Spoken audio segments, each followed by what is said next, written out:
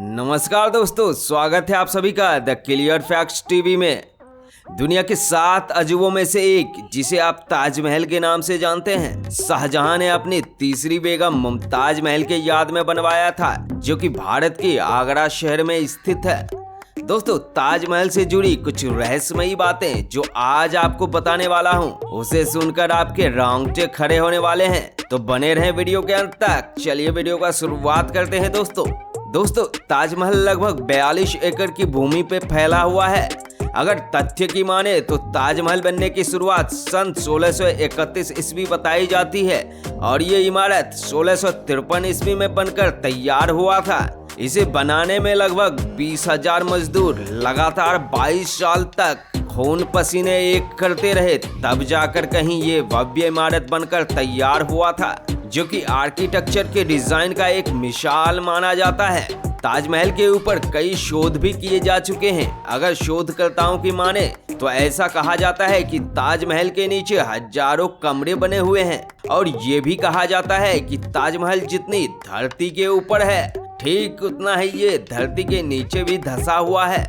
ताजमहल की नींव किसी लोहे या कंक्रीट पर नहीं टिकी हुई है, क्योंकि आपको पता है कि जब ताजमहल बनाया जा रहा था तब टेक्नोलॉजी इतनी डेवलप नहीं थी जितना कि आज आपको देखने को मिलता है। इसीलिए ताजमहल की नींव किसी लोहे या कंक्रीट पर नहीं बनाई गई थी, बल्कि आपको सुनकर आश्चर्य लगेगा कि ये लकड़ी के नींव के ऊपर बनी हुई है और पिछले 400 सालों से लगभग ये उसी नींव पर टिकी हुई है।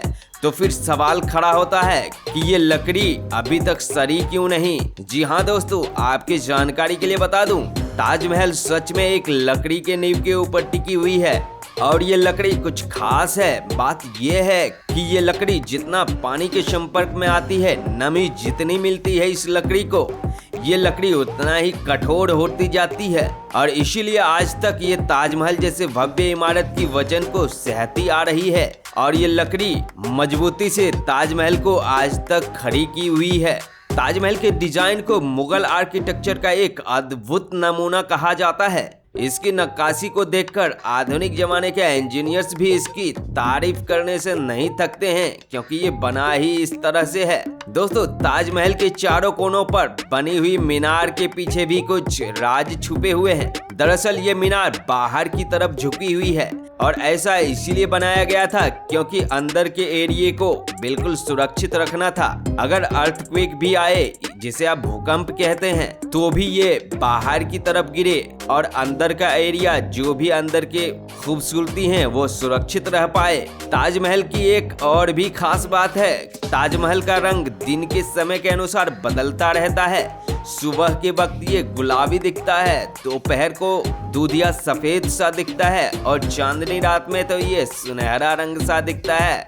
दोस्तों, है ना कमाल। और ये रंग में बदलाव सूर्य और चंद्रमा की किरणों की वजह से होता है। ताजमहल को इस प्रकार डिजाइन किया गया है कि इसे मेन गेट के पीछे से देखने पर ये बहुत बड़ा सा दिखाई देता है, पर आप जैसे इसके गेट के आगे निकलते हैं तो ये छोटा दिखने लगता है। ये भी एक कमाल की फैक्ट्स है ना। तो वीडियो अच्छा लग रहा है तो वीडियो को लाइक जरूर कर दे दोस्तों। वीडियो बनाने में बहुत मेहनत लगता है, थोड़ा एप्रिसिएशन तो बनता है। दोस्तों, आज से करीब 400 साल पहले बने ताजमहल से जुड़ी कौन सी बातें हमसे छुपाई गई थी, जो कि आज भी रहस्य है। जब इस भव्य इमारत का निर्माण हो रहा था, उस समय ना तो सीमेंट थी और ना ही कंक्रीट, फिर कैसे ये विशाल इमारत की निर्माण किया गया होगा, जरा सोचकर देखिए। दरअसल उस वक्त इसके निर्माण में कई तरीके के सेमी प्रीशियस स्टोन्स जैसे मूंगा, फिरोजा, अकीक, लहसुनिया, येमेनाइट का इस्तेमाल किया गया था। ताजमहल की नींव के निर्माण में एक अलग किस्म के पेस्ट का उपयोग किया गया था, जिसे सरूज कहा जाता है। सरूज को चिकनी मिट्टी, गुड़, चीनी और गेंद इत्यादि मिलाकर बनाया गया था, जो कि काफी मजबूत होता है। तभी तो करीब 400 साल होने के बावजूद भी ताजमहल मजबूती से अपनी जगह पर टिकी हुई है। दोस्तों, ताजमहल में यूज किया हुआ मार्बल कोई आम मार्बल नहीं है, बल्कि बादशाह शाहजहां के स्पेशल डिमांड पर इस मार्बल को राजस्थान के मकराना से आगरा लाया गया था और इस मार्बल पर नक्काशी करने के लिए देश के कोने कोने से मशहूर आर्टिस्ट को मंगवाया गया था, जिन्होंने ताजमहल की खूबसूरती में अपना बहुत बड़ा योगदान दिया है। और इसके इंट्रिकेट डिजाइन देखने से आपको पता चल जाएगा कि कितनी मेहनत की गई होगी इस नक्काशी को बनाने में, और जितनी खूबसूरती से इसे निखारा गया है वो भी काबिल तारीफ है। देश विदेश के इंजीनियर्स भी ताजमहल की खूबसूरती के दीवाने बने हुए हैं और देश विदेश में भी इसके डिजाइन की तारीफ की जाती है, जो किसी से छुपा हुआ नहीं है। दोस्तों, ये बात है सन 1607 ईस्वी की, जब मुगल बादशाह के सबसे छोटे शहजादे खुर्रम 15 साल का हो चुके थे और इसके जन्मदिन को सेलिब्रेट करने के लिए आगरा के किले में एक शानदार पार्टी रखी गई थी। खुर्रम बादशाह के सबसे अजीज था, जिसके कारण हर एक वर्ष खुर्रम के जन्मदिन को बहुत धूमधाम से मनाया जाता था और खुर्रम को हीरे जवाहरात से तौला जाता था। जितना खुर्रम का वजन होता था उतना हीरे जवाहरात उनके नाम कर दिए जाते थे। पर इस वर्ष कुछ और भी काम हुए थे। शहजादे खुर्रम की शादी बादशाह के वकील के लाडली से कर दी गई, जिसे आप मुमताज महल के नाम से जानते हैं। वैसे मुमताज शाहजहां की पहली पत्नी नहीं थी, यह आपके जानकारी के लिए बता दूं। शाहजहां के कुल 6 पत्नियां थी और मुमताज महल उनकी तीसरी पत्नी थी। शाहजहां ने जिस मुमताज की याद में दुनिया का अजूबा ताजमहल बनवा दिया था, उनकी मौत भी बहुत दर्दनाक हुई थी। इंटरनेट पे मौजूद जानकारी के अनुसार लगभग 30 घंटे तक 14वें बच्चे की प्रसव पीड़ा से जूझने के बाद 17 जून 1631 ईस्वी की सुबह मुमताज महल को इस दुनिया को छोड़कर जाना पड़ा था। इतिहासकार अब्दुल हामिद लाहौर और आमिर सालेह ने इस मार्मिक घटना को बादशाहनामा में दर्ज किए हुए हैं, जिसे आप पढ़ सकते हैं।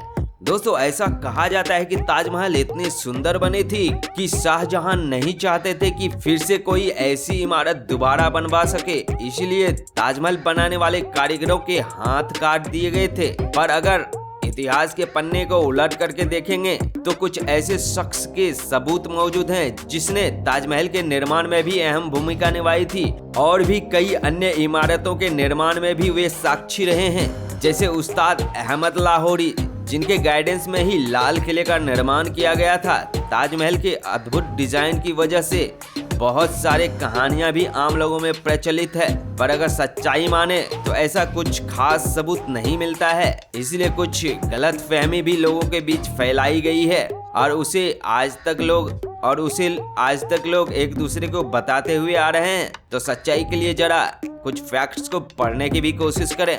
दोस्तों, ये वीडियो कैसा लगा मुझे कमेंट सेक्शन में जरूर बताएं और मिलते हैं एक और दमदार वीडियो के साथ। तब तक अपना ख्याल रखें और मुस्कुराते रहें।